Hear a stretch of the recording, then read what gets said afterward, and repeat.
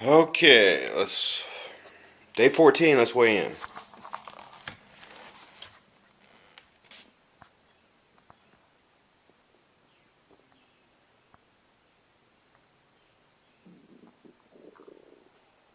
Butt scratcher. Well, good morning. Day 14. And today is a perfect example of why it is so very, very important that you do your measurements. Okay, so 14 days ago, I weighed in at 234.8. This morning is 218.6. So that's 16 pounds in 14 days. That was only 4 pounds of loss in 7 days. That's still ahead of a pound a day.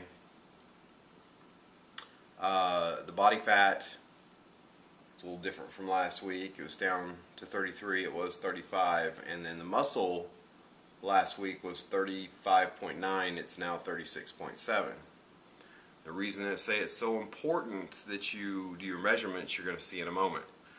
But one thing I have done a little different than in the last 7 days that I did last week was I did lift weights a little more, and I've been doing an enema regiment of doing enemas every day, and now I'm up to doing them twice a day when I first wake up and in the evenings to help get those toxins. I mean, once they hit your colon and sit there, they reabsorb into your body, so just to get more clean, and more clean.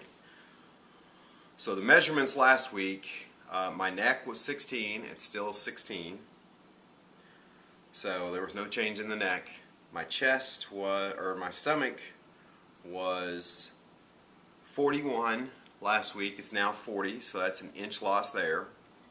The waist was 37, it's now 37 and a half, so that's a half inch loss there.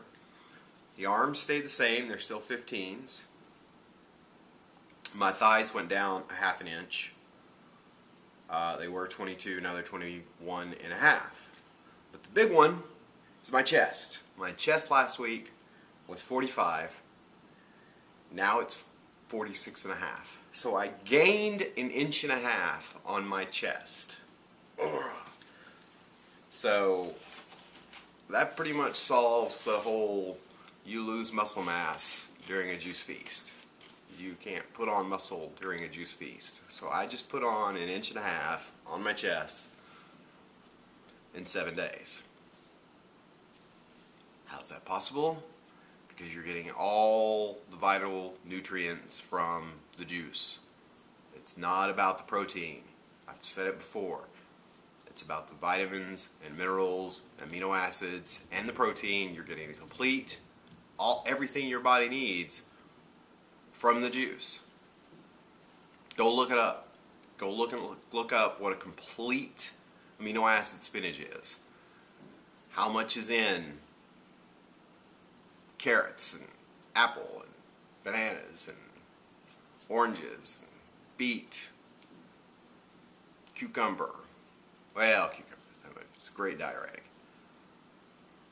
So I mean, that's a perfect example of what can happen once your body gets the proper nutrients it needs. So this week I'm going to try and shift more cardio than weightlifting. I may only lift weights maybe twice this week, but I'm going to try to cardio every single day.